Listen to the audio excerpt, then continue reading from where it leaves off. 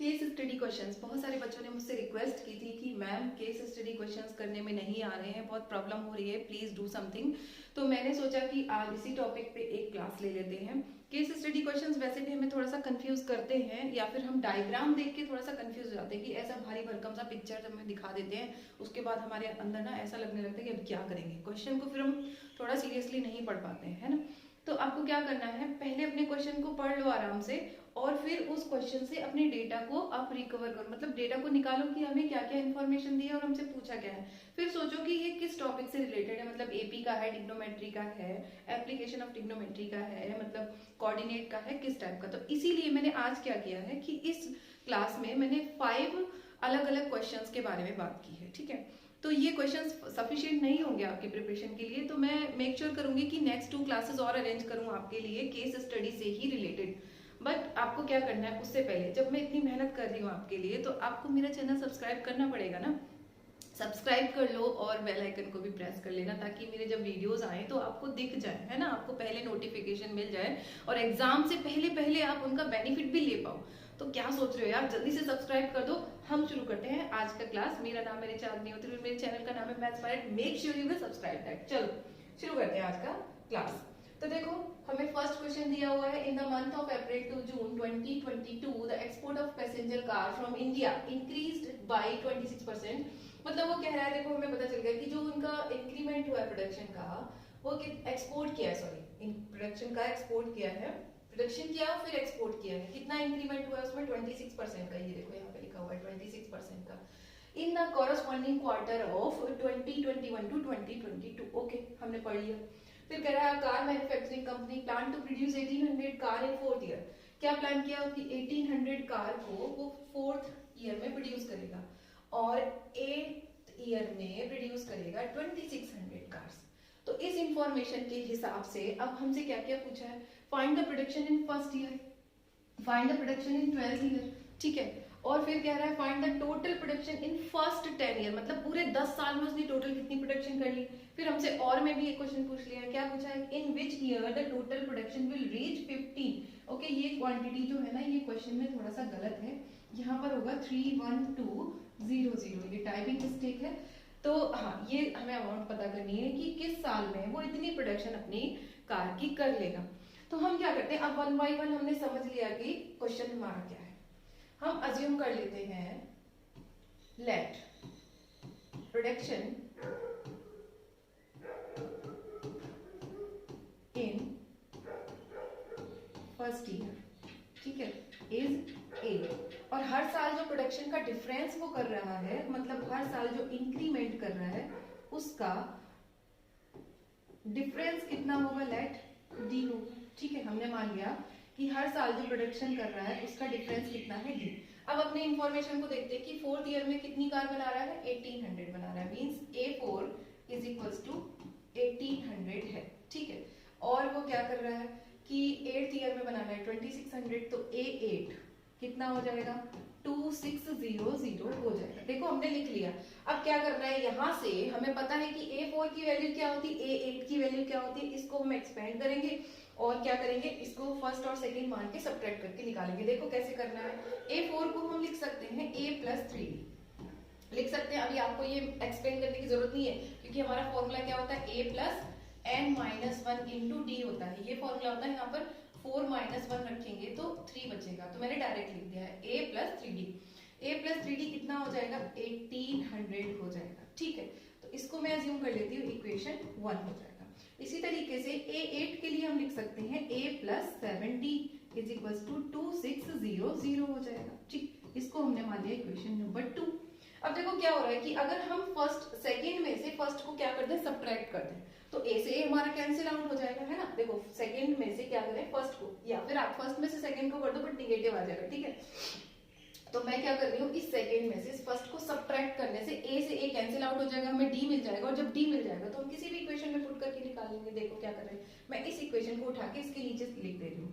तो हमारी जो इक्वेशन है third, A plus 3D is equal to 1800, ठीक है। इसको मैं क्या कर रही हूँ, सब्ट्रैक्ट, तो माइनस माइनस माइनस, A से A कट गया और 7 माइनस 3 कितना बचेगा, 4D, और यहाँ पे बचेगा 800, ठीक है। 800 बचेगा तो कितना रह जाएगा, डी रह जाएगा हमारा, ठीक है, डी रह जाएगा हमारा 200। तो डिफरेंस कितना हुआ, हर साल वो कार का प्रोडक्शन कितना बढ़ा रहा है, 200 कार का प्रोडक्शन बढ़ा रहा है। अब इसी डी की वैल्यू को आप यहाँ पे पुट कर दो, ठीक है, क्या करो, इस डी की वैल्यू को उठाकर यहाँ पर पुट कर दो। तो देखो मैं यहाँ पे पुट कर रही हूँ a प्लस 3 इंटू डी की जगह पर हम कितना लिख देंगे, 200 लिख देंगे, इज इक्वल्स टू है 1800। तो क्लियर हो रहा है ना, ये 600 हो गया, 600 उधर से माइनस हो जाएगा, मतलब a इज इक्वल्स टू कितना हो जाएगा, 1800 माइनस 600, ठीक है ना, 2 3 जा 600, तो हमारे पास कितना रह गया 1200, a इज इक्वल्स टू 1200, ठीक है। तो फर्स्ट ईयर की प्रोडक्शन तो हमें पता चल गई कि फर्स्ट ईयर का प्रोडक्शन कितना हो रहा है, 1200 कार का हो रहा है। तो फर्स्ट ईयर में हम यहाँ पे आंसर लिख लेते हैं 1200। अब देखो मैं यहाँ पे आपको समझा रही हूँ, इसलिए मैं बार बार नहीं लिख रही हूँ क्योंकि टाइम टेकिंग हो जाएगा, लेकिन आपको फिर फाइनल में लिखना है first year production is this, ठीक है, खत्म बात हो गई। तो हमारा डेटा हम यहाँ पे एक बार लिख लेते हैं, ए हमारा आ गया 1200 और डी हमारा आ गया 200, क्योंकि ये आगे यूज होगा हमें, ठीक है। आई होप आपने भी मेरे साथ ही इसको किया होगा। अभी मैं क्या करती हूँ, इसको इरेज करके देखते हैं अपना सेकंड पार्ट क्या कह रहा है, फटाफट से देखो, find the production in 12th year. तो 12th ईयर की प्रोडक्शन आप निकाल सकते हो, अभी मैं इसको डिस्कस नहीं करूंगी, ठीक है, क्योंकि इसको आप निकाल सकते हो। आपको क्या निकालना है, A12 निकालना है। तो A12 के लिए सीधा सीधा फॉर्मूला कौन सा लगा देना, A प्लस 11D लगा देना। A प्लस 11D लगाते ही आपका आंसर आ जाएगा। और आप मुझे ये कमेंट में जरूर बताना, क्या करना है, जरूर बताना है मुझे कमेंट करके कि आपने आंसर पाया कि नहीं पाया। सिंपल है ये, है ना। तो हम क्या करेंगे, अब चलते हैं अपने थर्ड पे, क्योंकि ये सिंपल था तो इसलिए मैंने इसको क्या कर दिया, आपके लिए छोड़ दिया। भाई कुछ काम आपको भी करना है ना, कि सारा मैं करूंगी क्योंकि आपको प्रैक्टिस करनी है, एग्जाम आपको देना है। देखो फाइंड द टोटल प्रोडक्शन, ये थोड़ी सी चीज है कि टोटल प्रोडक्शन का मतलब क्या है, टोटल मतलब पूरे 10 सालों में उस कंपनी ने कितनी प्रोडक्शन कर ली, पूरे 10 सालों में, मतलब फर्स्ट सेकंड थर्ड फोर्थ 10 तक हमको क्या करना है, ऐड करते जाना है। तो ऐड के लिए हम क्या करते हैं, समेशन का फॉर्मूला लगाएंगे।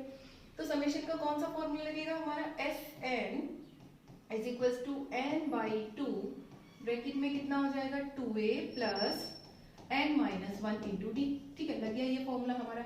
अब हमें क्या करना है, फटाफट से अपनी अपनी वैल्यूज पुट करनी है। देखो 10वें साल का निकालना है, तो n हमारा कितना होगा यहाँ पे, n इज इक्वल्स टू होगा 10, ये 10 को हम पुट करेंगे और a और d की वैल्यू पुट करेंगे। तो फटाफट से रखते हैं, S10 इज इक्वल्स टू हो जाएगा 10 बाई 2, और यहाँ पर देखो 2 इंटू ए, यानी 2 इंटू ए मतलब कि 1200, प्लस यहाँ पे हो जाएगा 10 माइनस 1, 10 माइनस 1 यानी कि 9, तो 9 इंटू डी आपका कितना है 200, ठीक। फटाफट से कैलकुलेट कर लो, 10 कितना हो जाएगा, 2 5 जा 10 हो गया, तो 5 आ गया, यहाँ पर आ जाएगा 2400, यहाँ पर आ जाएगा 1800। क्लियर है कि ये कितना हो जाएगा, 5 इंटू 0 2 एंड 4, तो यहाँ से आ जाएगा आपका 21 0 एंड 0 0, ओके, 21,000 कार्स, मतलब 10वें साल में कंपनी इतनी कार का प्रोडक्शन कर लेगी। आ गया आंसर। अब क्या कह रहा है, इसके आगे देखो, और में भी हमसे पूछा है, in which year the total production will be 31,200। इसी फॉर्मूले से अब हमें क्या निकालना है, एन निकालना है, क्योंकि वो पूछ रहा है विच ईयर, क्या पूछ रहा है, विच ईयर, कौन से साल में हमारी प्रोडक्शन जो है वो कितनी हो जाएगी, 31,200 हो जाएगी।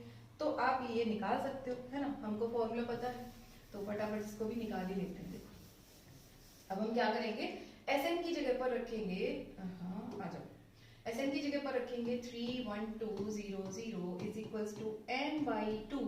क्लियर है, अभी हमने यहाँ पे पुट किया था तो हमारा कितना आया था, 2400 आया था, ठीक है, प्लस अब यहाँ पे रखेंगे n माइनस 1 और d की वैल्यू है 200, ठीक। अब मैं क्या कर रही हूँ, यहाँ से 200 को कॉमन ले लेती हूँ, या आप यहाँ से क्या करो, इस इक्वेशन से पूरे से 200 को कॉमन ले लो। तो 31200 is equals to n by 2 into, मैंने 200 को क्या किया, कॉमन ले लिया, तो 200 यहाँ से कॉमन चला जाएगा, मतलब कितना बचेगा यहाँ पर, okay okay okay okay okay okay, तो 2400 में क्या करो, 200 कॉमन ले लो, 0 से 0 कट गए, कितना बच गया, 12 बच गया, ठीक है। अरे मैम आप तो इतने में ही अटक गए। चले? नहीं बेटा, कभी कभी कंफ्यूजन होता है तो हमें गलती नहीं करनी, ठीक है। 12 बचेगा यहाँ पे, और प्लस में यहाँ पे रह जाएगा n-1, ठीक। तो यहाँ से देखो ये 2 से ये 100 टाइम्स कट जाएगा। अब इसके जो 2 जीरो है हम यहाँ से यहाँ कैंसिल कर सकते हैं, तो हमारे पास बच जाएगा 312 इज इक्वल्स टू n, और यहाँ क्या रह गया 12 - 1 यानी कि 11 प्लस n। तो इसको हम और ज्यादा एक्सपेंड करें तो कैसे लिखेंगे, 11n प्लस n स्क्वायर लिखेंगे। इसको एक क्वाड्रेटिक इक्वेशन बना लो, बन जाएगी n square plus 11n minus का 312 इज इक्वल्स टू 0।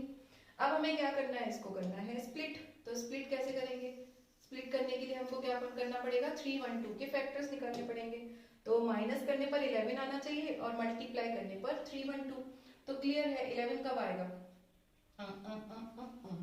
ओके 24 और 13, ठीक है। 24 और 13 का जो माइनस करोगे तो आपको मिलेगा 11, और आई थिंक हाँ मल्टीप्लाई करोगे तो मिलेगा 312, ठीक। तो इसकी जगह पर हम क्या करेंगे, इसको ही पुट कर लेंगे, मतलब हमें मिल जाएंगे दो फैक्टर। देखो हम क्या करेंगे, यहाँ से इसको फैक्टराइज कर लो, n square plus 24n minus 13n minus का 312, ठीक है। यहाँ से n कॉमन आ जाएगा तो बचेगा n प्लस 24, और माइनस का 13 कॉमन आ जाएगा तो फिर से बचेगा n plus 24, and that is equals to 0।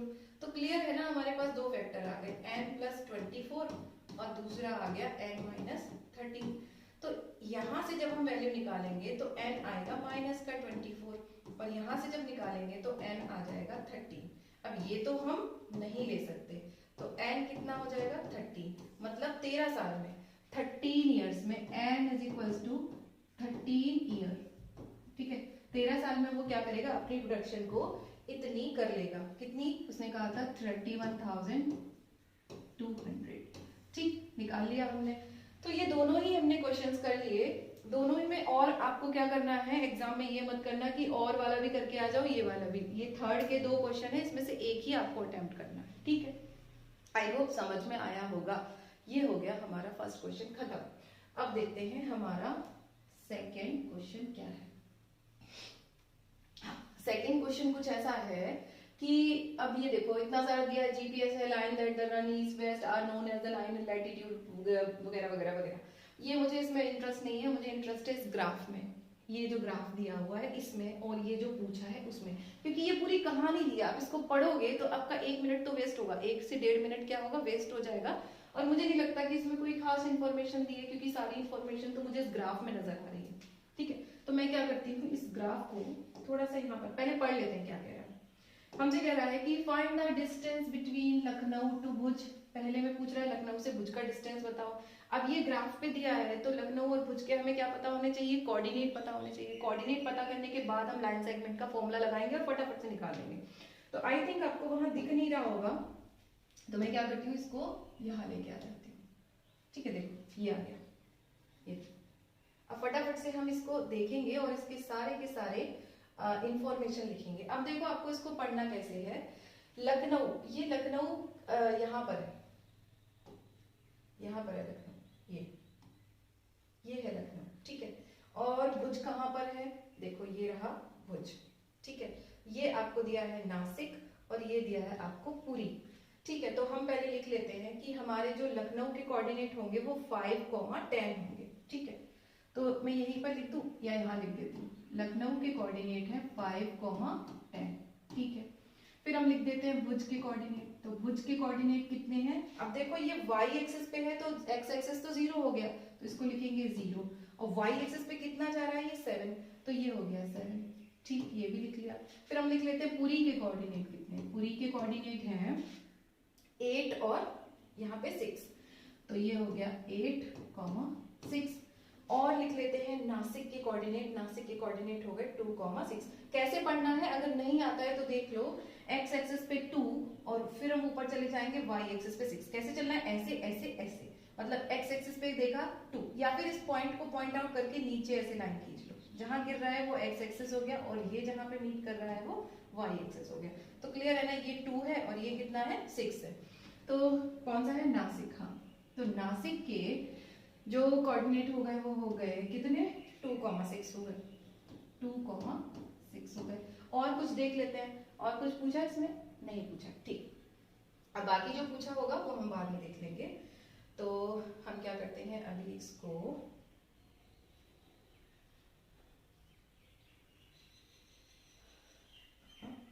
Delete कर देते हैं। चलो, तो ये हो गया डिलीट। हमने इन्फॉर्मेशन वहां से निकाली और मैंने आपको पढ़ना भी सिखा दिया, क्योंकि वहां से आपको शायद दिख नहीं रहा होगा, छोटा सा डायग्राम है इसलिए। तो अब फटाफट फटाफट करते हैं। ये सारी हमारी इन्फॉर्मेशन होगी, लखनऊ के कोऑर्डिनेट हो गए। तो हमें लखनऊ से भुज का डिस्टेंस पूछा है, तो हम क्या लिखेंगे यहाँ पे? यहाँ पे लिखेंगे लखनऊ के कोऑर्डिनेट कितने हैं, 5,10। लखनऊ के कोऑर्डिनेट हो गए 5,10।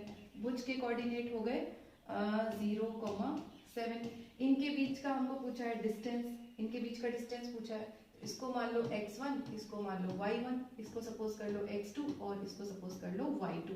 तो हमारा फॉर्मूला क्या होता है, लखनऊ टू भुज अगर हमें निकालना है तो हमारा जो फॉर्मूला है वो है x2 माइनस x1 का square plus y2 minus y1 का स्क्वायर। फटाफट फटाफट रखो, यहाँ पे देखो, अभी हम डायरेक्ट रखेंगे x2 माइनस x1, तो 0 माइनस 5, मतलब क्लियर है कितना मिलेगा, माइनस के 5 का स्क्वायर मिलेगा, प्लस अब यहाँ पे देखो 7 माइनस 10, तो 7 में से 10 जाएगा तो कितना बचेगा, माइनस के 3 का स्क्वायर बचेगा। ठीक, आ गया। तो यहाँ से कितना मिलेगा, ये हो जाएगा 25 और ये हो जाएगा 9 अंडर रूट में, तो ये कितना आ जाएगा 34 अंडर रूट में 34 यूनिट। ठीक है, यूनिट लिखना नहीं भूलना क्योंकि डायमेंशन है हमारी। ठीक है, तो ये हो गया फर्स्ट हमारा। ठीक, चलो खत्म। आई होप कर लिया होगा आपने। अभी देखते हैं सेकंड क्या कह रहा है। देखो सेकंड में कह रहा है कि जो कोटा है, Kota internally divide the line segment Lucknow to Bhuj into 3:2। Okay, देखो क्या कह रहा है, यहाँ पर है लखनऊ और यहाँ पर है भुज। ठीक है, ये है लखनऊ और ये है भुज। लखनऊ के कोऑर्डिनेट हमको पता है 5,10 है और भुज के कोऑर्डिनेट क्या है 0,7 है। अब इन दोनों के बीच में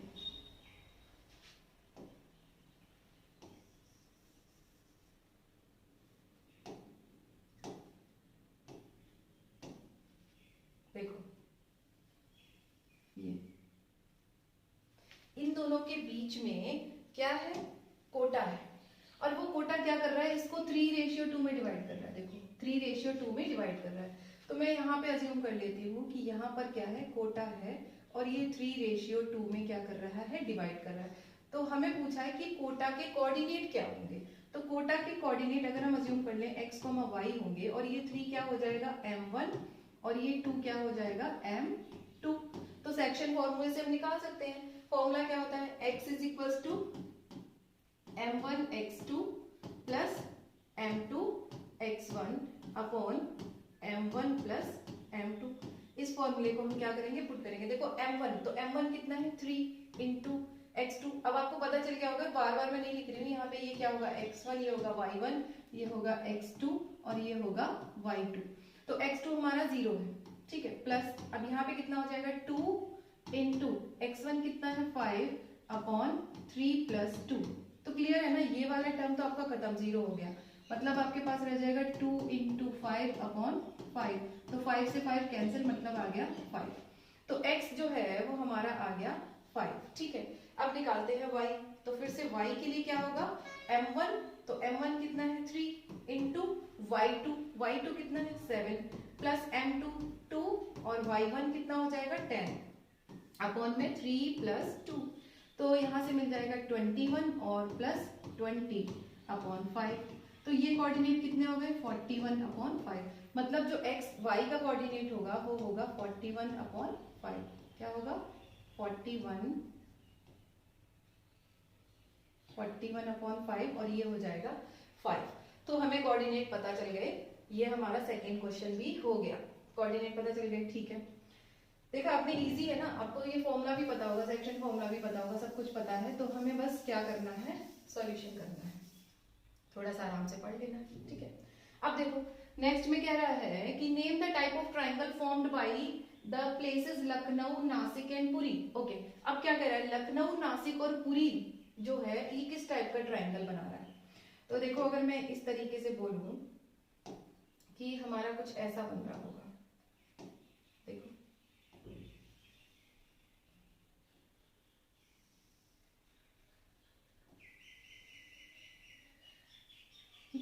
ऐसा बन रहा होगा, आई होप आपको दिख रहा है ये।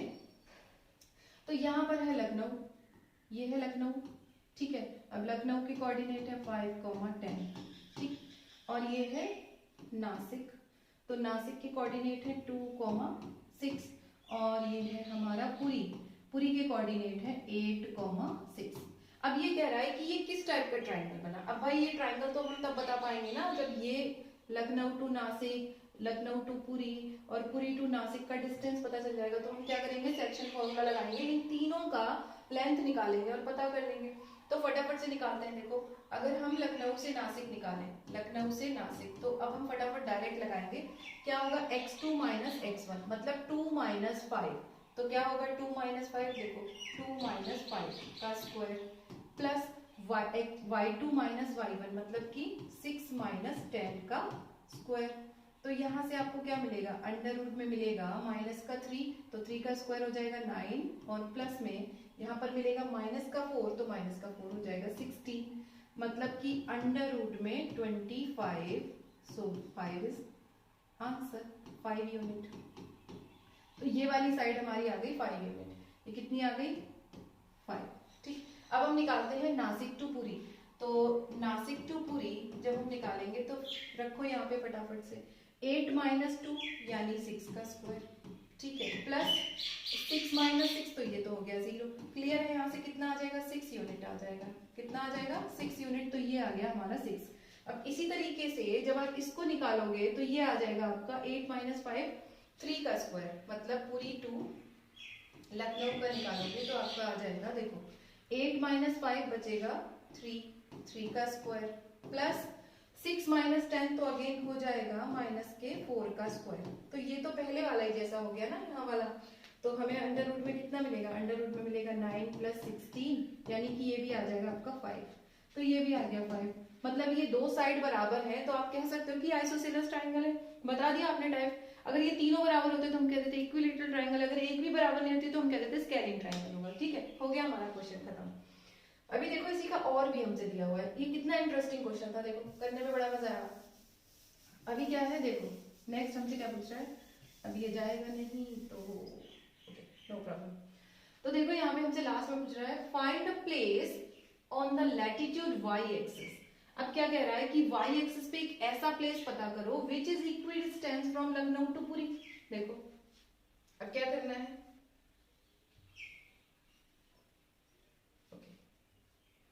क्या कह रहा है, मान लो कि यहाँ पर है लखनऊ, ठीक है, ये पॉइंट क्या है लखनऊ, इसके पॉइंट है 5,10 और ये है पुरी, ये है पुरी, इसके कोऑर्डिनेट है 8,6।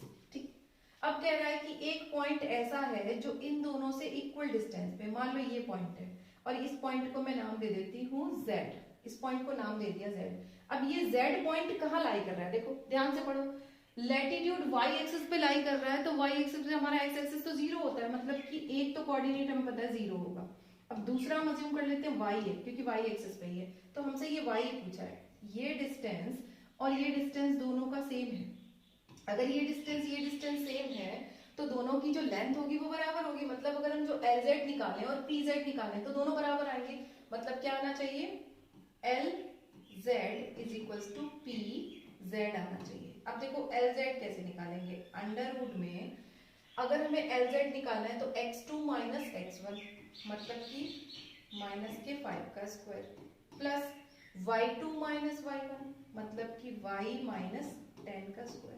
ठीक है, ऐसे ही हम PZ भी निकाल सकते हैं, x2 माइनस x1 मतलब कि 8 माइनस के 8 का स्क्वायर और प्लस y माइनस 6 का स्क्वायर। ठीक है, दोनों तरफ रूट है तो ये रूट से रूट क्या हो जाएगा, कैंसिल आउट। फटाफट से इसको करो, 5 का स्क्वायर हो जाएगा 25 और प्लस में हो जाएगा y स्क्वायर प्लस 100 माइनस के 20y और यहाँ पे हो जाएगा 64 plus y square plus 36 minus का 12y। कुछ नहीं किया है, इसका होल स्क्वायर खोला है, a प्लस बी का होल स्क्वायर लगाया है, यहाँ पर भी a प्लस बी का होल स्क्वायर लगाया है। कौन कौन सी चीजें कट रही हैं, देखो y स्क्वायर से y स्क्वायर कट रहा है और ये 25 और 100 कितना हो जाएगा 125 और माइनस के 20y और ये भी हो जाएगा 64 36 100 और माइनस के 12y। तो जब यहाँ से आप आंसर निकालोगे तो यहाँ से आपको मिलेगा y इज इक्वल्स टू 25/8। कितना मिलेगा? y is equals to 25/8। तो हमारा y का कोऑर्डिनेट आ गया 25/8। ठीक है, ये हमारा आंसर हो गया। देखा आपने, फटाफट से आंसर खत्म, हमारा यहाँ पे क्वेश्चन खत्म, आंसर खत्म नहीं, क्वेश्चन खत्म। ठीक, तो इस तरीके से हमारा क्वेश्चन नंबर 2 भी होता है फिनिश। अब चलते हैं अपने नेक्स्ट क्वेश्चन की तरफ। देखो नेक्स्ट क्वेश्चन कुछ ऐसा है, अगेन ये आपको दिखेगा नहीं, तो हम क्या करते हैं, थोड़ा सा इसको क्या करती हूँ, मैं आपको यहाँ लाके दिखाती हूँ। हाँ देखो, ये क्या कह रहा है, इसको मैं बड़ा करूँ अगर, तो ये क्योंकि डार्क है दिख नहीं रहा होगा। हाँ, ये कुछ ऐसा दिया हुआ है आपको, ब्रिज टाइप दिया हुआ है। देखो यहाँ पे इस तरीके से बनाया, ये पॉइंट है P, ये पॉइंट है P, और यहाँ से यहाँ तक ये कुछ ऐसे बन रहा है, इस तरीके से, इस तरीके से बन रहा है। देखो ये बन रहा है ऐसे करके, ठीक है। और फिर ये यहाँ पे ये लक्ष्मण झूला है, ठीक है, इसका हमें एक ये व्यू दिया हुआ है लक्ष्मण झूले का। तो ये एंगल कितना है, ये एंगल आपको बोला है 60 डिग्री है, ये एंगल कितना है 30 डिग्री है, ठीक है, ये एंगल भी कितना है 30 डिग्री है, 30 डिग्री है। तो हमसे पूछा है कि आप क्या करो कि हमें बताओ, इसको थोड़ा सा क्या करते हैं,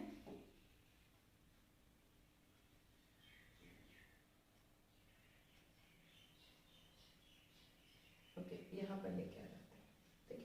तो ये आपको okay okay okay okay okay, अभी मैं क्या करती हूँ, इसको हटा ही देती हूँ क्योंकि डायग्राम तो हमने बना ही लिया है, कुछ ऐसा बन रहा है, ठीक है, इसको हटा देते हैं। हाँ, ये कुछ ऐसा हमारा डायग्राम बन रहा था, ठीक है। तो मैं यहाँ पे नाम दे देती हूँ, या इसको हम थोड़ा सा क्या करते हैं, अच्छे से बना लेते हैं, ठीक है। तो देखो इसको कैसे बनाएंगे,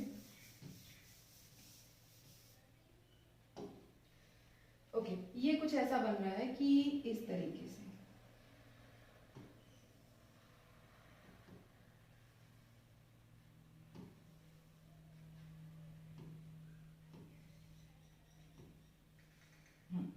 तो ये पॉइंट है हमारा P, और ये पॉइंट है A, ये पॉइंट है B, and this is okay, P भी दिया है, A भी दिया है, ठीक है। इसको हम ले लेते हैं A B C दे देते हैं, एलिवेशन ऑफ PQ, ओके, ये पॉइंट है Q, ठीक है। ये एंगल हमें दिया हुआ है 60 डिग्री, और ये एंगल दिया हुआ है 30 डिग्री, और ये भी दिया हुआ है 30 डिग्री, ठीक है। और हमको ये कह रहा है कि जो हाइट है, देखो यहाँ पे दिया है the bridge is about 18 meter from the river, तो ये कितना हो जाएगा 18 मीटर हो जाएगा, यहाँ से यहाँ तक 18 मीटर, ठीक है। तो ये भी कितना होगा 18 मीटर होगा, ठीक है, 18 मीटर। तो हमसे कह रहा है कि जो इस तरीके का डायग्राम है, अब इसमें हमसे क्या क्या पूछा है, PA बताओ, ये बताओ ये PA कितना होगा, ये PA कितना होगा। तो देखो हम कैसे करेंगे, ये एंगल जो है वो इस PC पे बन रहा है, मतलब ये हो गया बेस, ये होगा बेस, ये होगा हाइपोटेनियस, और ये हो जाएगा परपेंडिकुलर। देखो फटाफट फटाफट लगाते हैं इस ट्राइंगल में, किस ट्राइंगल में, ट्राइंगल PCA में। अगर हम लगाए परपेंडिकुलर अपॉन हाइपोटेनियस, तो परपेंडिकुलर हमारा हो जाएगा CA और हाइपोटेनियस हो जाएगा PA। क्या होता है परपेंडिकुलर अपॉन हाइपोटेनियस, देखो मैं कई बार बता चुकी हूँ आपको, PBP अपॉन HHB अप्लाई कर लो, तो परपेंडिकुलर अपॉन हाइपोटेनियस sin 60, मतलब sin 60। तो CA हमको दिया है 18 और PA हमको निकालना है, sin 60 होता है √3/2, तो 2 चला जाएगा और 3 आ जाएगा डिवाइड में, मतलब PA जो आपको मिलेगा वो मिलेगा 18 × 2 अपॉन √3। अब मुझे क्या करना है, √3 को कैंसिल आउट करना है, तो मैं क्या करूंगी, √3 और √3 का मल्टीप्लाई कर दूंगी। तो यहाँ से जब आप PA निकालोगे तो आपको मिल जाएगा 18 × 2 √3, और नीचे हो जाएगा 3, 3 6 जा 18, मतलब 12√3 मीटर। तो ये वाला जो डिस्टेंस है ये कितना आ गया हमारा 12√3 मीटर आ गया, ठीक। अब इसी तरीके से हमसे पूछा है PB बताओ, ये पूछा है हमसे, ये बताओ PB कितना होगा। तो PB भी हम ऐसे ही निकाल सकते हैं, आपको पता है 30 है, तो यहाँ पे क्या हो जाएगा, फटाफट से इसको निकालो, ये आप निकाल सकते हो, कितना आएगा PB आपका आ जाएगा मेरे हिसाब से 36 आ जाएगा, क्योंकि 1/2 एंगल होता है। देखो फटाफट से हम कैसे निकालेंगे, ट्राइंगल लगाएंगे, इसको नाम दे दो, आप नाम दे दो E नाम दे दो, ठीक है। तो PE, तो क्या करेंगे, परपेंडिकुलर ईबी है ना, ईबी अपॉन पीवी करेंगे। तो ईबी अपॉन पीवी कितना लगेगा, साइन 30 लगेगा। ठीक है, ईबी कितना है 18 upon PV is equal to sine 30 की वैल्यू 1/2। तो क्लियर है ना, यहाँ से पीवी कितना आ गया 36 मीटर आ गया। ठीक है, 18 टू 36, तो ये वाली जो लेंथ आ गई वो आ गई 36 मीटर। ठीक, तो पहला क्वेश्चन हो गया, पहला नहीं हमारा दूसरा भी हो गया। देखो हमसे कहा था कि फाइंड द डिस्टेंस पीए, तो पीए आ गया हमारा कितना 12√3। फिर हमसे कहा है फाइंड द डिस्टेंस पीवी, तो पीवी भी हमारा आ गया 36 मीटर। ठीक है, 36 मीटर दोनों हो गए इतने से ही एनालाइज करने से। अब देखो नेक्स्ट करें find the width AB of river. अब इस रिवर की विड्थ बताओ यहां से यहां तक टोटल विड्थ कितनी होगी। तो टोटल विड्थ वो हम कैसे निकालेंगे, अगर हम पीसी निकाल लें और ये निकाल लें तो हमें मिल जाएगा। अब हम क्या करेंगे, perpendicular upon base tan 60 apply करेंगे यहाँ पे। ठीक है, देखो फटाफट से अप्लाई करते हैं। फिर से ट्राइंगल पीसीबी ले लेते हैं। कौन सा ट्राइंगल, इसी ट्राइंगल में आ जाते हैं पीसीबी में। ठीक है, तो पीसीबी में क्या होगा, देखो परपेंडिकुलर अपॉन बेस क्या होता है, tan थीटा होता है। ठीक है, तो परपेंडिकुलर है हमारा 18 और बेस कितना है सीपी और हमारा आ जाएगा tan 60। ठीक है, tan 60। अब tan 60 की वैल्यू नहीं पता, तो tan 60 को आप क्या लिख सकते हो, sin 60 मतलब sin 60 √3/2 अपॉन cos 60 मतलब 1/2। कैसे निकालोगे, sin 60 अपॉन cos 60, मतलब मान लो आप अटक गए तो tan को हम ऐसे लिख सकते हैं। अब 2 से 2 कैंसिल हो जाएगा, मतलब कि √3 आ जाएगा। ठीक है, अगर आप भूल जाओ तो मैं साथ साथ आपको वो ट्रिक्स भी बता रही हूँ जहाँ पे आप क्या करोगे, क्वेश्चन की मैक्सिमम आप आंसर दे पाओगे। तो ये आ जाएगा आपका इज इक्वल्स टू √3। अब फिर से वही प्रॉब्लम आ गई कि जब हम सीपी निकालेंगे तो सीपी हमें मिलेगा 18/√3। तो हम फिर से इसको रेशनलाइज कर दें √3 और √3, तो क्लियर है ना, यहाँ से सीपी कितना मिल जाएगा 6√3 मीटर मिल जाएगा। ठीक है, तो ये हमारा डिस्टेंस आ गया, ये आ गया 6√3 मीटर। अब ऐसे ही हम फटाफट से क्या निकालेंगे, ये वाला डिस्टेंस पीई निकाल देंगे, ये वाला अगेन परपेंडिकुलर अपॉन बेस। तो मैं बार बार नहीं लिख रही हूँ, हम सीधा सीधा कैलकुलेट करते हैं। ठीक है, अभी बार बार नहीं लिखना है इस चीज को। तो tan 30 लगेगा, tan 30 कितना होता है 1/√3। तो देखो परपेंडिकुलर 18 है और बेस क्या है पीई, तो हम सीधा सीधा लिखेंगे 18 अपॉन पीई। एक बार फिर समझ लो, परपेंडिकुलर अपॉन बेस, तो लग जाएगा हमारा tan 30। तो 18 upon PE is equal to tan 30 की वैल्यू कितनी होती है 1/√3। तो ये जाके मल्टीप्लाई हो जाएगा सीधा सीधा, तो पीई हमारा जो आ जाएगा 18√3 मीटर आ जाएगा। तो यहाँ से यहाँ तक ये जो डिस्टेंस आ गया 18√3 मीटर आ गया। अब टोटल पूछा है तो इन दोनों को ऐड कर दो, 6√3 प्लस 18√3, टोटल डिस्टेंस हो गया ना ये यहाँ से यहाँ तक का, यहाँ से यहाँ तक का। तो इसको फटाफट से करो ऐड, कितना हो जाएगा 24√3, हो गया खत्म। कितना आ गया यहाँ से, इन दोनों को ऐड कर दो तो हो गया 24√3 मीटर। खत्म क्वेश्चन आपका, खत्म। इसके अलावा कुछ नहीं है। देखो सेकंड, अब इसके अलावा ये जब आपने कर लिया तो इसका जो और ऑप्शन है वो बहुत ही अच्छा है। देखो find the height B Q. Okay, यहां से यहां तक बी क्यू पूछा है आपसे, ये वाली हाइट, ये वाली हाइट पूछी है बी क्यू। ठीक, the angle of elevation P Q is 30 degree. ठीक है, ये 30 डिग्री दिया। अब थोड़ा सा सोचो जरा, ये जो ट्राइंगल था, ये ट्राइंगल और इस ट्राइंगल का बेस सेम है। देखो बेस सेम है ना, पीई पर लाई कर रहे हैं, ये एंगल भी 30 है, ये एंगल भी 30 है। अब ये बेस हमने निकाला तो हमारा आया 18√3। इसी से को रख के जब हम निकालेंगे परपेंडिकुलर तो 18 नहीं आ जाएगा हमारा। ठीक है, या फिर आप ऐसे भी कह सकते हो कि 18√3 से हम जब tan थीटा लगा के निकालेंगे, tan theta is equal to क्या होता है परपेंडिकुलर अपॉन बेस। तो जब आप लगाओगे तो वो 18 ही आएगा बच्चों, क्योंकि देखो दोनों ही सेम है, सेम बेस पर लाई कर रहे हैं, तो परपेंडिकुलर भी कैसे होंगे सेम, 18। तो टोटल डिस्टेंस यहाँ से यहाँ तक कितना हो जाएगा, ये आपका हो जाएगा 36। ये तो आपको करना भी नहीं पड़ा, आप छोटी सी चीजें लिख के भी बता सकते हो वहां पे। तो आपका जो टोटल डिस्टेंस है बी क्यू कितना हो जाएगा, बी क्यू हो जाएगा क्यू ई और प्लस ई बी मतलब कि 18 प्लस 18 मीटर मतलब 36 मीटर। हो गया खत्म, ज्यादा इसमें करने की जरूरत नहीं है क्योंकि हमने ये फाइंड आउट कर लिया है। भाई देखो आप निकालते यहाँ से तो वही आता ना, क्योंकि दोनों सेम है, बेस सेम है, एंगल भी सेम है तो एल्टीट्यूड हम जो सॉरी परपेंडिकुलर है वो सेम ही आएगा ना, तो कैलकुलेट करने की जरूरत नहीं है, सीधा सीधा हम लिख सकते हैं। तो और वाला तो और ही इजी था, और वाला और ही इजी था, क्या जोगे। चलो तो हो गया हमारा क्वेश्चन खत्म। देखो क्वेश्चन नंबर 3 हो गया फटाफट से। अब देखते हैं नेक्स्ट क्वेश्चन। क्वेश्चन नंबर 4 क्या कह रहा है, a craftsman thought of making a floor pattern after being inspired by above design. अभी क्राफ्टमैन था, वो इस डिजाइन से क्या हुआ, बहुत ज्यादा इंस्पायर हो गया, उसने क्या करा कि डिजाइन बनाने की सोची। To ensure accuracy in his work, उसने क्या करा कि वो चाहता था अपने काम को बहुत ज्यादा एक्यूरेसी के साथ करे, तो उसने क्या किया कि made the pattern on the Cartesian plane. उसने क्या करा कि अपने पैटर्न को एक कार्टेशियन प्लेन पे ड्रॉ कर लिया।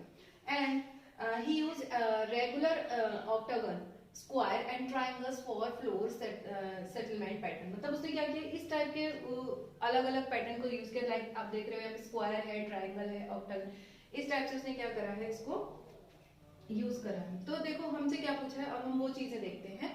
ये सब तो हमने पढ़ लिया, ठीक है। अब हमसे कह रहा है what is the length of line segment joining P B and F. जो बी और एफ को ज्वाइन कर रहा है उसका लाइन सेगमेंट का लेंथ बताओ कितना होगा। तो सबसे पहले हम देख लेते हैं कि लाइन सेगमेंट बी और एफ कहाँ है। देखो ये है बी और ये है एफ, इसकी हमें लेंथ बतानी है। अब इसके लिए हमें पता होना चाहिए बी के कोऑर्डिनेट। तो बी के कोऑर्डिनेट देखो कितने हैं, 1 और 2।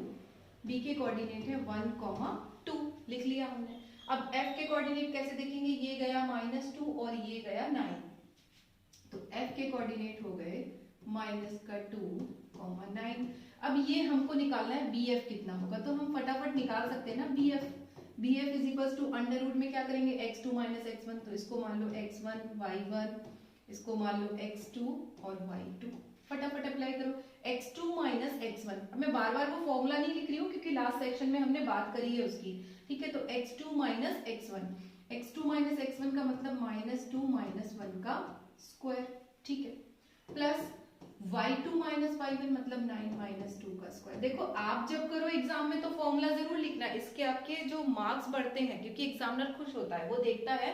क्योंकि मैं यहाँ पर बार बार उसी के बारे में बात करी तो मैं नहीं लिख रही हूँ, लेकिन आप जब लिखोगे तो क्या करोगे, उस फॉर्मूले को लिखो और कोशिश करो कि उसको हाईलाइट कर दो कि मुझे ये फॉर्मूला पता था, ठीक है। अब यहाँ पे देखो इसको अब सॉल्व करोगे तो यहाँ पे मिलेगा -3 का स्क्वायर और प्लस में 7 का स्क्वायर।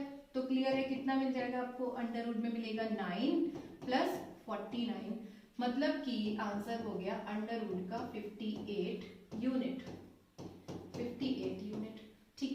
तो ये हमें मिल गया आंसर पहला फटाफट से कि बीएफ की जो लाइन बनेगी बीएफ वो कितनी हो जाएगी, वो हो जाएगी 58, अंडर रूट में 58 यूनिट्स हो जाएगी, ठीक। अब देखते हैं नेक्स्ट क्वेश्चन क्या कह रहा है। नेक्स्ट क्वेश्चन में कह रहा है the centre z of the figure will be the point of intersection of the diagonals of quadrilateral WXOP। Okay, ये WXOP क्या है, क्वाड्रिलेटरल है, इसके डायगोनल्स का सेंटर है। तो सेंटर मतलब क्या होता है, सेंटर का मतलब होता है मिड पॉइंट, बीच का पॉइंट। अब थोड़ा सा इसके बारे में अगर हम बात करें कि अगर एक लाइन सेगमेंट को क्या करता है, मान लो ये A है और ये B है, तो इसको कोई पॉइंट सेंटर से मतलब मिड सेक्शन से डिवाइड कर रहा है, तो M1 और M2 तो बराबर होते हैं ना। M1 और M2 कैसे होंगे बराबर, क्योंकि इन दोनों के सेंटर पे है ये। अगर M1 M2 बराबर होता है तो इस पॉइंट के, मान लो ये P पॉइंट है, इसके कोऑर्डिनेट मुझे पता करने हैं, तो फॉर्मूला क्या होगा, M1 M2 दोनों कितने हो जाएंगे, 1 हो जाएंगे। तो सीधा सीधा हम निकाल सकते हैं कि x इज इक्वल टू क्या होगा, x1 plus x2 divided by 2। ऐसे ही y के कोऑर्डिनेट हम निकाल सकते हैं y1 plus y2 divided by 2 करके। अब यहाँ पे उसने क्लियरली कहा है कि z अगर सेंटर है, सेंटर का मतलब m1 m2 कैसे होंगे बराबर, तो हम फटाफट से फाइंड आउट करेंगे इसको। पहले तो देखते हैं कि किसका सेंटर है, ठीक है, WXOP। तो WXOP के हम पहले क्या लिखेंगे, यहाँ पे कोऑर्डिनेट लिखेंगे। देखो कैसे बनाएंगे, तो ये कुछ हमारा ऐसे बनेगा WXOP, देखो इस तरीके से बनेगा।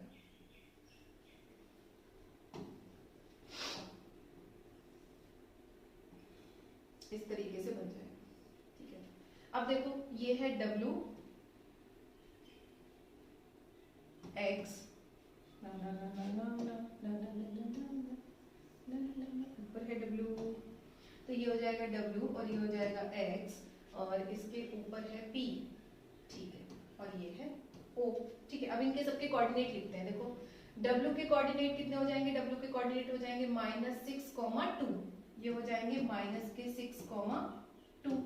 ठीक है, x के कोऑर्डिनेट हो जाएंगे -4।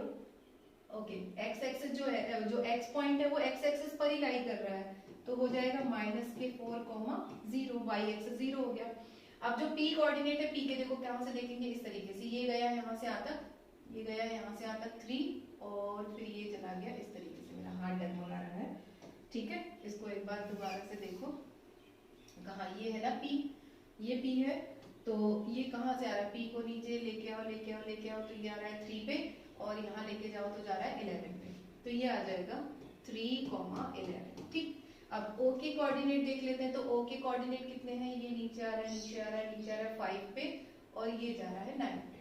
ठीक है, तो 5,9। अब क्या कह रहा है, इनका जो सेंटर है, इनके डायगोनल्स का जो सेंटर है, ये इस तरीके से, इनके डायगोनल्स का सेंटर है Z, इसके कोऑर्डिनेट बताओ। और वो हमसे कह रहा है कि ये सेंटर है, सेंटर का मतलब यहाँ पर m1 m2 बराबर होंगे, अगर ये m1 है तो ये m2 कैसे होंगे, बराबर होंगे 1। तो सीधा सीधा हम कह सकते हैं x1 x2, इसी लाइन को आप क्या कर लो, अज्यूम कर लो, इस लाइन को, सिर्फ एक लाइन को, इसको अज्यूम करो, और यहाँ पे मान लो x1, और इसको मान लो y1, इसको अज्यूम कर लो x2, और इसको अज्यूम कर लो y2। यहीं से कोऑर्डिनेट निकल के आ जाएंगे, और सेकंड वाले से xp से क्या करेंगे, हम अपने आंसर को क्रॉस चेक करेंगे।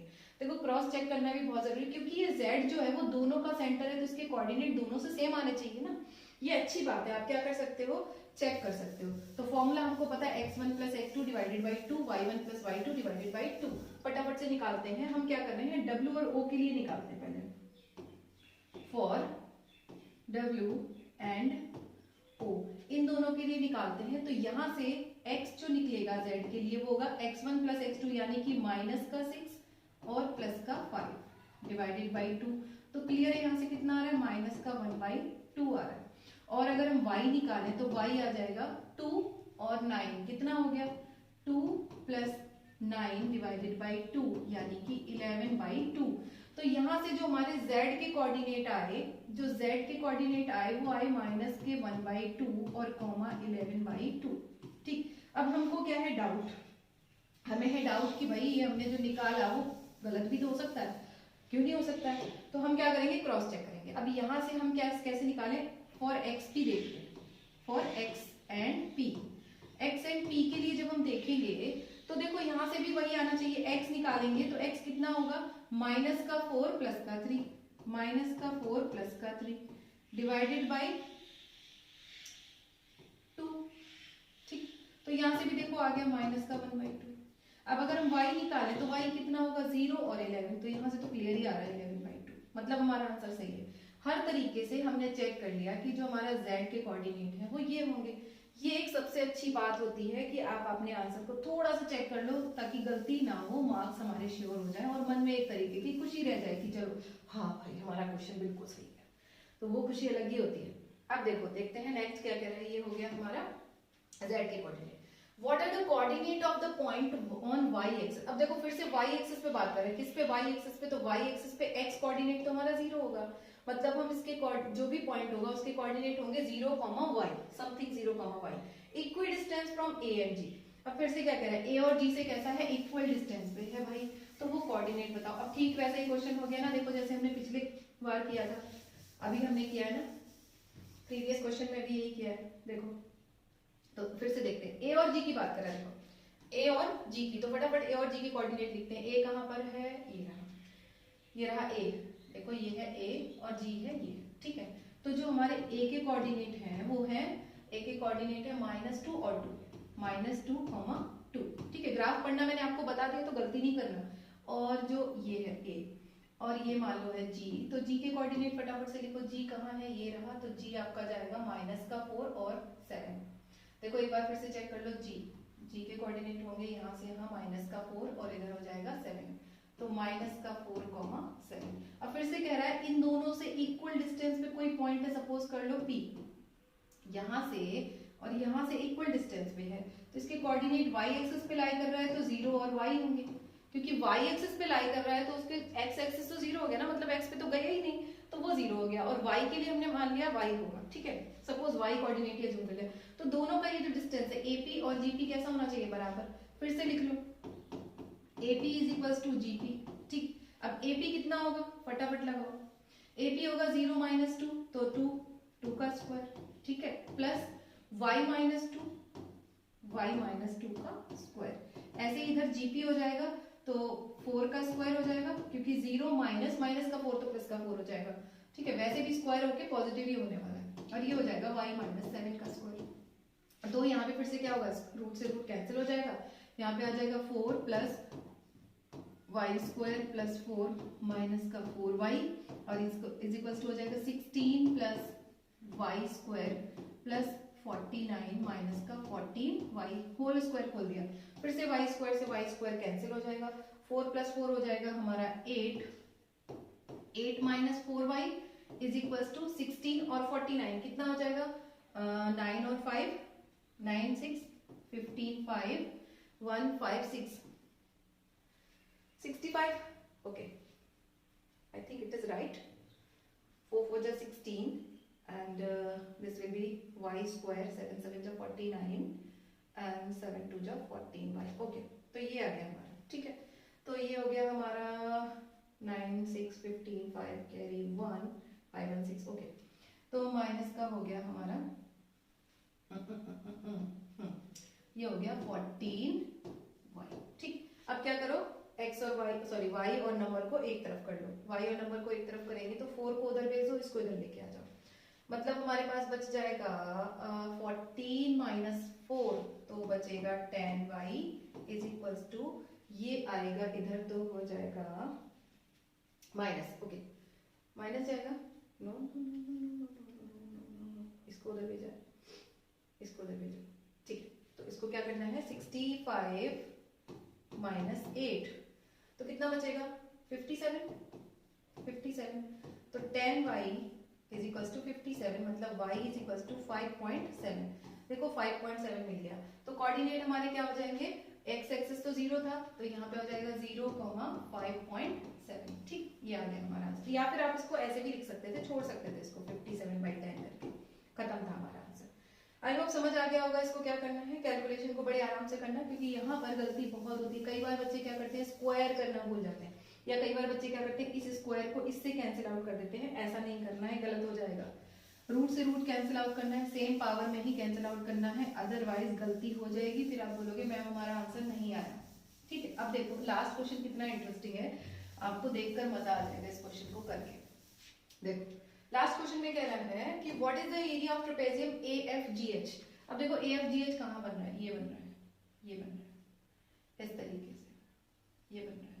अब इसको क्या करना है, बहुत सिंपल है, इसके स्क्वायर्स काउंट कर लो, यूनिट्स काउंट कर लो इसकी। तो अब हमारा जो ट्रेपेजियम का फॉर्मूला होता है वो क्या होता है, area of trapezium is equal to कितना होता है, 1/2 P1 plus P2 into H होता है, ठीक है, P1 प्लस P2 मतलब परपेंडिकुलर हाइट होती है, तो रखो यहाँ पे फटाफट से, देखो 1/2 P1 कितना होगा, ये स्क्वायर काउंट करो, 1 2 3 स्क्वायर कंप्लीट करना है, मतलब 3 प्लस P2 कितना होगा, 1 2 3 4 5 6 7 मतलब 7, और इन दोनों के बीच में हाइट कितनी है, 2 स्क्वायर यहाँ पे बनना है, मतलब 2 से 2 कैंसिल हो गया, कितना आ गया 10 यूनिट्स, 10 यूनिट स्क्वायर, ठीक। तो ये एरिया भी हमारा फाइंड आउट हो गया। देखा लास्ट क्वेश्चन कितना इजी था। इस लास्ट क्वेश्चन को बहुत सारे बच्चे छोड़ के आ जाते हैं, क्योंकि ये यूनिट काउंट करना नहीं आता। देखो 1 स्क्वायर 2 स्क्वायर, बीच में ऐसे लाइन बन रही होगी ना, इस तरीके से ऐसे बन रही होगी, तो आप इसको 1 स्क्वायर 1 यूनिट 2 यूनिट 3 यूनिट ऐसे करके काउंट कर सकते हो परपेंडिकुलर लेंथ को, और या फिर P1 P2 को, ठीक है। आई होप समझ में आ गया होगा। तो ये हो गया आपका क्वेश्चन नंबर 4। अभी चलते हैं लास्ट क्वेश्चन की तरफ। क्या कह रहा है हमारा लास्ट क्वेश्चन, फटाफट देखते हैं। आजा लास्ट क्वेश्चन। हाँ, last question is very interesting, और ये क्वेश्चन कई बार आया है बच्चों, इसको सीरियसली लेना थोड़ा सा। देखो, the school auditorium was to be constructed to accommodate at least 1500 people. मतलब एक ऑडिटोरियम बनाया स्कूल में, जिसने उसने कहा कि इतने लोगों को हम बिठाएं, कुछ हिसाब से बनाया 1500 लोगों को, ठीक है। कॉन्सेंट्रिक सर्कल्स बनाए हैं, और उसमें क्या कर रहा है, succeeding circular rows has 10 seats more. मतलब हर बार वो क्या कर रहे हैं, एक रो के बाद दूसरी रो में 10 सीट को इंक्रीज कर रहे हैं। तो यहाँ से हमें ये पता चल गया कि D तो हमारा 10 होगा, ठीक, D हमारा 10 होगा, क्योंकि हर बार 10 10 10 का इंक्रीमेंट कर रहे हैं, ठीक है।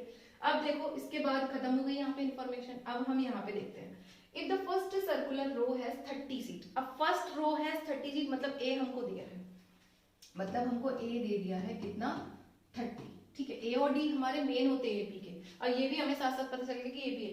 अब कह रहा है how many seats will be there in 10th row. 10th row का मतलब A10 होता है, फटाफट निकालो। A10 is equals to A plus 9D। A plus 9D का मतलब 30 प्लस 9 इंटू 10, तो क्लियरली यहाँ से कितना आ जाएगा, 120 सीट्स। 120 सीट्स पता चल गया फटाफट, छोटा सा क्वेश्चन इतना आसान। देखो अब नेक्स्ट कह रहा है for 1500 seats in the auditorium how many row needed to be there. अब कह रहा है कि अगर हमें 1500 सीट्स पूरी की पूरी पुट करनी है तो रोज कितनी बनेगी, कितनी रोज हमें मतलब n निकालना है। For S N is equals to 1500, तो हम फटाफट से पता करेंगे। देखो एस एन का फॉर्मूला हमने लास्ट वीक डिस्कस किया था, क्या था, n by 2a plus n minus 1 into D, ये फॉर्मूला था। अब एस एन हमको दिया है 1500, ठीक है, 1500 is equals to n by 2 हमें निकालना है, 2 इंटू ए यानी 2 into 30 plus n minus 1 into D, तो डी कितना है, 10 है। तो मैं क्या कर रही हूँ, यहाँ से फिर से 10 को कॉमन ले लेते हैं, क्योंकि 0 0 0 कट हो जाएगा। ठीक है, यहाँ से अब जब 10 कॉमन लोगे तो 1 0 और 1 0 इसका हो जाएगा कैंसिल आउट। तो यहाँ पे बच जाएगा 150, और ये 2 इधर आ जाएगा मल्टीप्लाई में, तो इंटू 2 हो जाएगा। n बचेगा, यहाँ पे बचेगा 6 प्लस n माइनस 1, तो यहाँ से बच जाएगा n, और यहाँ पे बचेगा 5 प्लस n। क्लियर है, यहाँ पे आ जाएगा आपका 300 is equals to 5n plus n square. ठीक है, इक्वेशन आपकी बनेगी n square plus 5n minus 300। इसको आप स्प्लिट करो और number of seats find out करो। इसका भी आंसर आप लोग मुझे बताएंगे, आपके लिए ये होमवर्क है, क्योंकि स्प्लिट करना है। देखो निगेटिव आएगा अगर तो उसको क्या कर देना, छोड़ देना, जो पॉजिटिव होगा उसको टिक कर लेना, वही हमारा आंसर होगा। ठीक, तो ये भी हो गया हमारा खत्म number of seats find out करने के लिए। ये तो आपके लिए थोड़ा सा होमवर्क भी हो गया। फिर कह रहा है इफ, और अब देखो इसमें और में भी हमको दे दिया, अगर ये नहीं करना है तो ये कर लो। If 1500 seats are to be arranged in the auditorium how many seats are still left to be put after 10th row. मतलब क्या कह रहा है, देखो आराम से पढ़ो इसको। वो कह रहा है कि अगर 1500 सीट हमें पुट करनी थी तो 10th रो तक हमने कुछ सीटें पुट कर दी, इसके बाद और हमें कितनी सीट पुट करनी है, मतलब कितनी सीट्स और अरेंज करनी। तो पहले हम यही पता कर लेना कि 10th रो तक हमने टोटल सीट्स कितनी पुट कर दी। तो उसके लिए हम क्या निकालेंगे, टोटल सीट